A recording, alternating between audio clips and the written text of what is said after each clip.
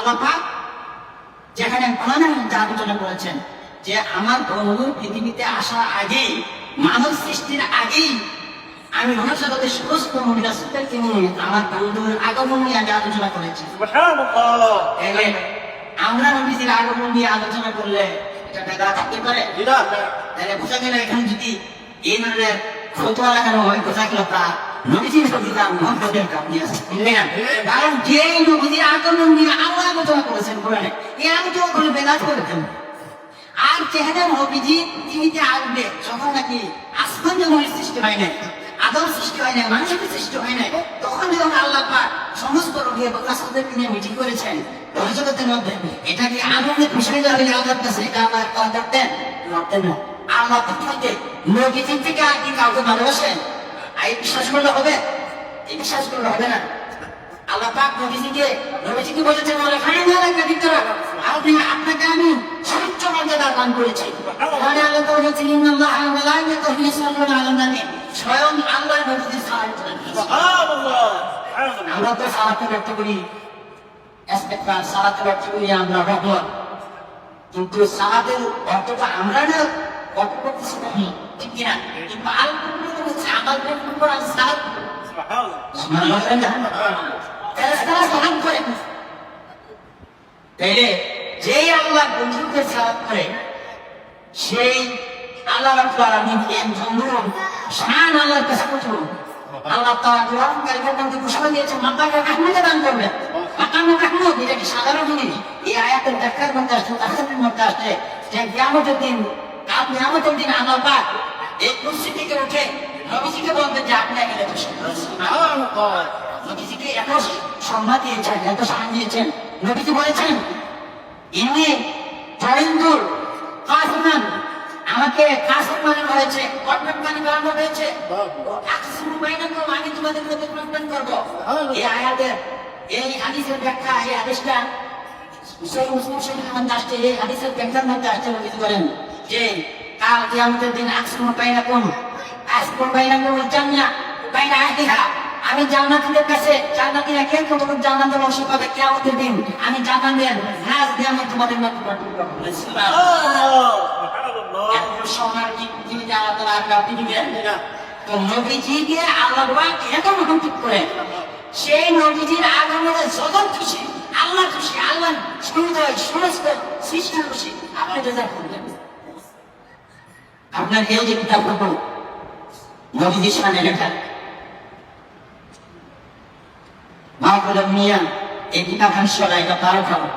এই কিতাবের মধ্যে আসছে মাহফুজুল দুনিয়া আলামা ইমাম তসমির আলী রাহমাতুল্লাহ যিনি বুখারী শরীফের একটা বাক্য লিখেছেন আরবিতে। এই ইমাম মুসলিম রাহমাতুল্লাহ বলেন এই কিতাবের মধ্যে আসছে রাহিমাহুল্লাহু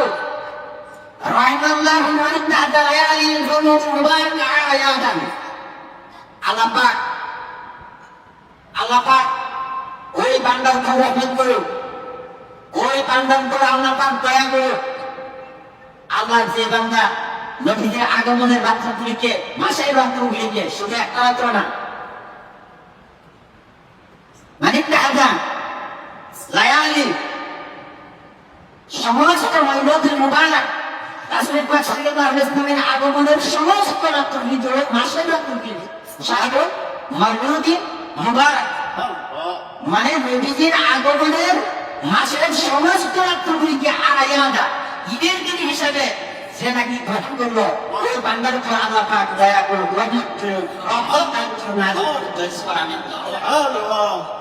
আয়াত শব্দটা ঈদের পর হয়েছে, আয়াত শব্দটা কি ঈদের পর হয়েছে।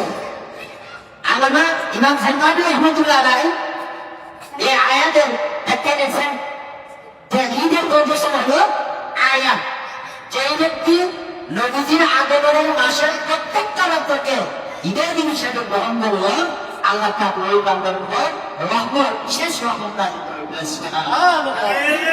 তাকবীর। আল্লাহু আকবার। বিসমিল্লাহ। ইয়া রাসূলুল্লাহ। ইত্তাবি'ু মিলাদুন নবী। মাওলানা যাকরিয়া ওয়াইসি পীর সাহেব।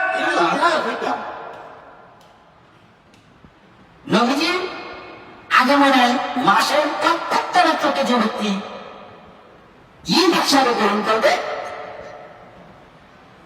বিচার তো আমরা বয়ান করব।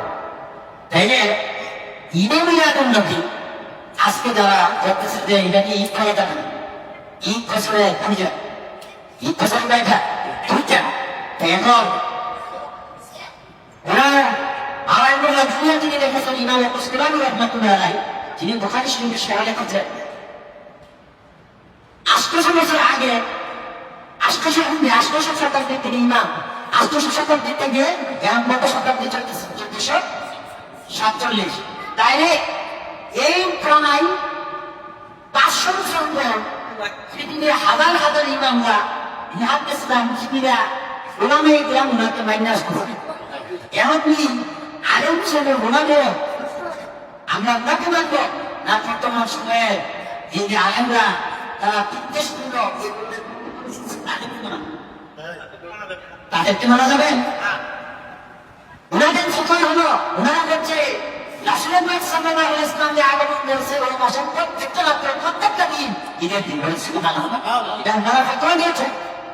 সুতরাং যারা বলে যে ঈদ মিলাদুন নবী ছাড়া ঈদ নাই, আরে তুই ইচ্ছা আর তুমি ঈদ নাই, তারা এটা সঠিক করতেছে না।